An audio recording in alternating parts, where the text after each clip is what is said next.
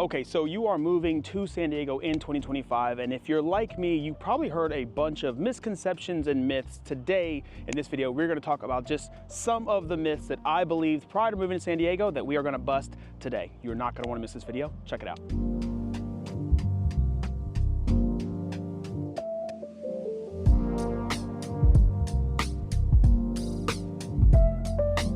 Okay, so the first myth is of course going to be the one that everybody knows to expect, is that San Diego is too expensive. Now, I'm not going to say that San Diego's cost of living is not high, especially if you are coming from places like I did in South Carolina, where the cost of living is drastically lower.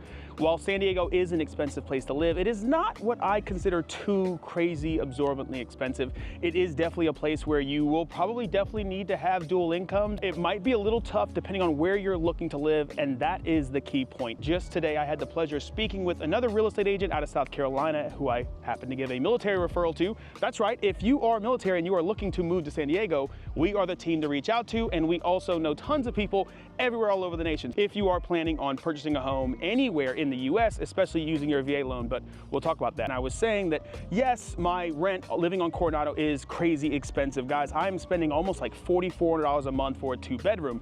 With that said though, while I was having this chat with her and I was telling her, hey, I'm spending $4,400 a month on this condo, she was saying, yo, that's crazy expensive. But when I showed her the location and how close I was to the beach, we kind of got to talking about it, and I was thinking like, man, like a 2-bedroom condo in South Carolina would be almost the exact same price. That is one thing I think that isn't typically talked about when we talk about how expensive it is to live in San Diego.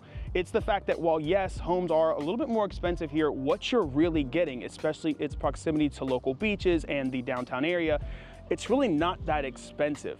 With that said, there are cheaper options. You could move further out east where homes are priced a little bit more affordably, but then you're sacrificing the distance and proximity to the beaches as well as some of the local bases. So it really is going to be a trade-off, and what's really going to determine whether this myth is fact or fiction is going to be determined by what you ultimately need to have with your relocation to San Diego.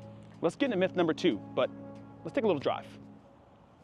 Okay, so while it's absolutely no secret that San Diego can have some of the worst traffic, I will tell you one of the biggest misconceptions that I remember being told when I first got here is that San Diego traffic is absolutely atrocious. And I can tell you after being here for a little under 2 years, that is just not always the case. Now, that's not to say that there's never any traffic. I would never want to lie to you and tell you that there's absolutely no traffic. But what I am going to say is there are very particular times, like any other city, where you know, hey, if I'm going from east to west or west to east, I know that there are times when I should or should not travel. For those of you, once you get acclimatized here, once you kind of figure out your lay of the land, you'll learn those times. I can tell you, like most any other city, the highly trafficked times are of course going to be your early mornings where people are going to and from work, and your late afternoons. Now, for those of you that may be considering living further north to save on prices, I know we talked about how expensive it can get and how inexpensive it may be in certain areas.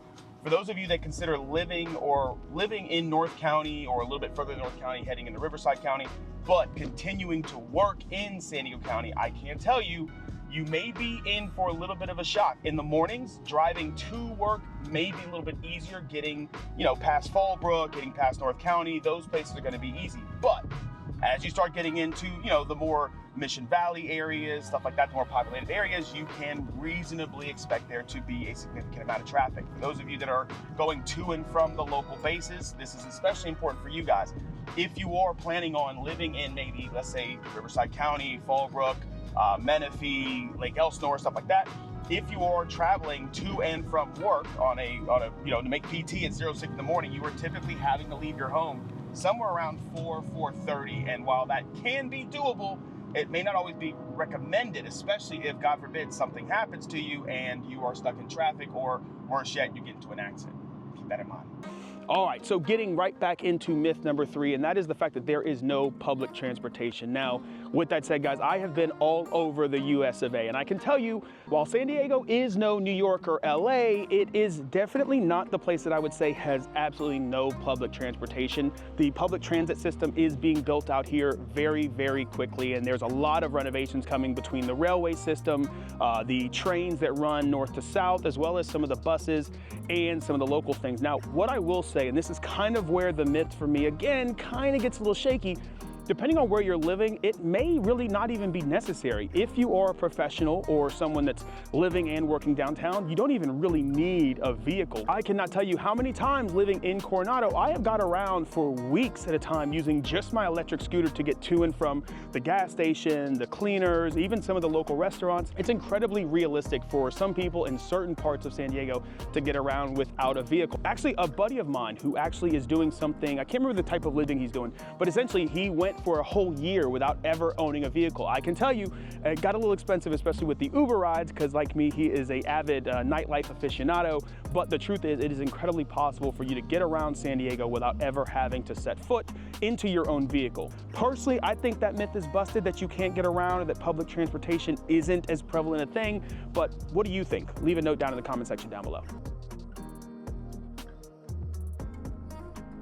Luckily for me, most of my channel is based around military, so we got what we need, but tech is big here, medical is big here. I know lots of doctors and nurses that live here. Guys, if you are thinking about doing anything in terms of law enforcement, that is another big thing here. I can personally tell you, they're incredibly undermanned and understaffed. So if you are considering moving out here, that's an opportunity for you as well. The other big thing that needs to be considered, guys, is remote work. I can tell you personally, I have tons of friends here that are in the IT industry that are really taking advantage of the ability to remote work from home.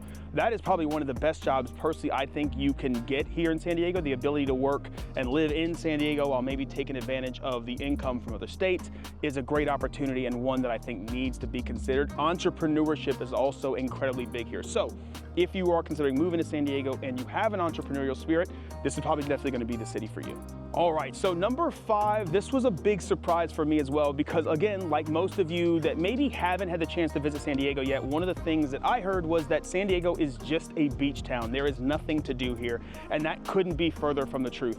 I can personally attest to the fact that there are some crazy places to eat, some crazy places to visit. Guys, if you are on my Instagram, which is somewhere down here below, you guys are gonna have to keep an eye out on it. I'm telling you, I go to some of the craziest places. Just this past Christmas, I was at a hotel that turns into like this big Santa's workshop. They have a lounge down below. All the drinks were Christmas themed. If you are a Christmas aficionado, you probably would have definitely loved that. I, unfortunately, am the Grinch. Thanks, mister. Hey! So I definitely was not exactly thrilled with the particular location, but I had a great time nonetheless. The big thing is there is so much to do and see here, and because of its proximity to places like LA, even if you kind of get a little bored with the nightlife scene here, you can always take a trip just an hour and a half north to go up to a place like LA and go party up there.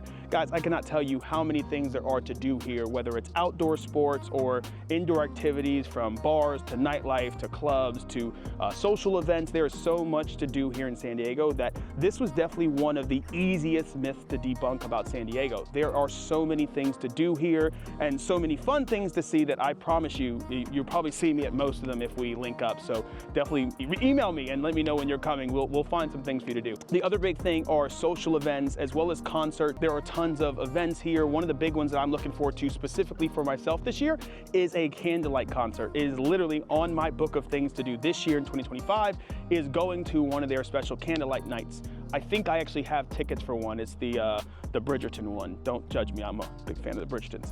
But the big thing here, guys, as you are considering moving here, understand that yes, there are some different areas, there are gonna be some different experiences for everyone, but I promise you, depending on what you're into, leave me a comment down below. I can probably recommend a nightlife, club, bar, scene, family event that will suit exactly what you're looking for. All right, so this is the final myth, and this is probably the craziest one that I heard, and I will tell you, I almost didn't even put on this list because it kind of is a little true. One of the things I heard was that it is always sunny in San Diego, and while yes, predominantly it is mostly always sunny in San Diego, there are several times when you will find it is not always sunny.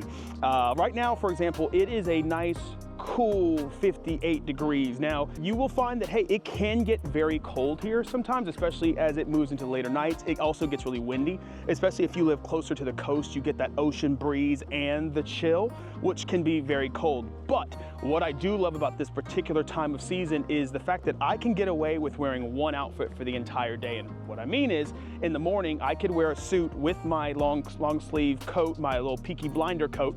Then I can also take off the coat in the afternoon when it's a little warmer and then put it back on for the evening. And essentially I have like one outfit that suits the entire day.